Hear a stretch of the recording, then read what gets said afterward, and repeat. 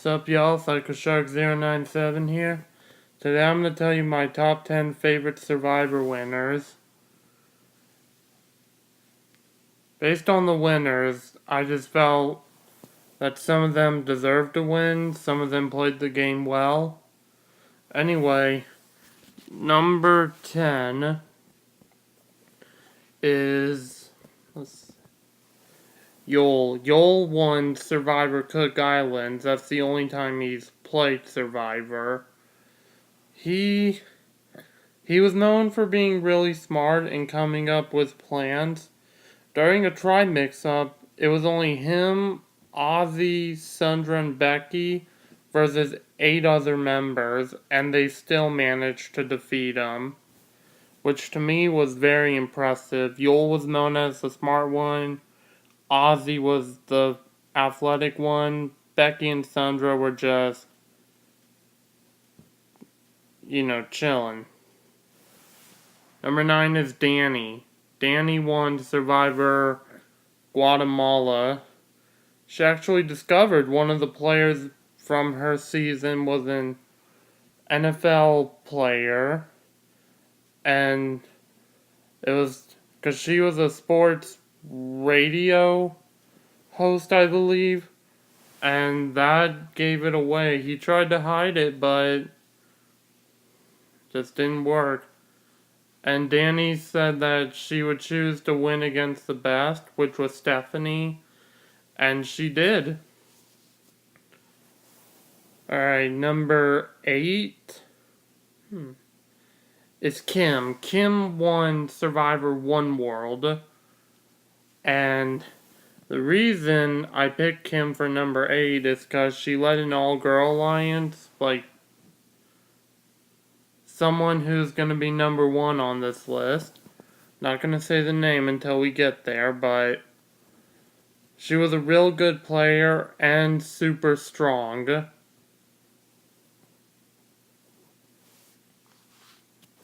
Sorry about that, guys. Number 7 is Sarah. Sarah won Game Changers not too long ago by beating Troythan and Brad Culpepper. Honestly, guys, I wanted Culpepper to win, but I just had a feeling Sarah would win because Culpepper was kind of a jerk his first time playing in Blood vs. Water. Sarah competed in the first Brains vs. Brawn vs. Beauty and Game Changers. She didn't win Brains vs. Bronze vs. Beauty, but she did win Game Changers. Alright, number 6, Sandra. Sandra's competed 3 times in Pearl Island, Heroes vs. Villains, and Game Changers. And believe it or not, Sandra has won twice. She won in the Pearl Island and won in Heroes vs. Villains. That's why she's getting put on this list, because no other player has won twice, and she has. And she didn't have to win any immunity challenges, which surprised me, because I thought she'd go home early during Heroes vs. Villains. And in Game Changer, she finally got voted out. Alright. Number 5 is Eason. Eason won Survivor Africa. He's competed twice on Africa and All-Stars. He didn't win All-Stars because there were past winners that competed, and it was him, Tina, and Jenna, and Richard. I think those were the only ones who came back who recently won. Eason won Africa, but didn't win All-Stars. He didn't even make the merge either, which was kind of a bummer, but it's the game. Number 4 is Mike. Mike has won Survivor White Collar versus Blue Collar versus No Collar, which was Red Team. Mike was on the Blue Collar tribe. He played the game how it should be, and when he was in trouble, he won 5 immunities in a row, and it helped him win $1 million. And he apologized for what he did during the show to Dan,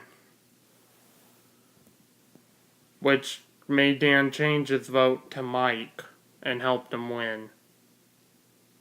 Number 3 is Amber. Amber won Survivor All-Stars. She has competed in Australian Outback and All-Stars. She came close during the Outback, making the final 6. But in All-Stars, she won against her husband, Boston Rob. She was a really great player, and they had an alliance of 2 since the beginning and survived everyone on All-Stars. Number 2 is who I've already said, Boston Rob. Boston Rob has competed 4 times. The Marquesas, All-Stars, Heroes vs. Villains, and Redemption Island. He won Redemption Island, which was a tough season because he had to deal with Philip, who was a little crazy, but that's why he kept him around. Alright, before we get to number 1, here are a few honorable mentions. Tina. Tina won the Outback and competed on All-Stars, who was actually voted out first during All-Stars. Let's see, who else could be an honorable mention besides Tina? Vecepia. Vecepia may have been an honorable mention, but I just didn't like the way she played at all. I mean, between her and the other finalist, Nalia, neither of them really deserved to win. To be honest, guys, in the Marquesas, I wanted Pascal to win, but he got voted out because he drew the wrong rock. It was a bad way to go.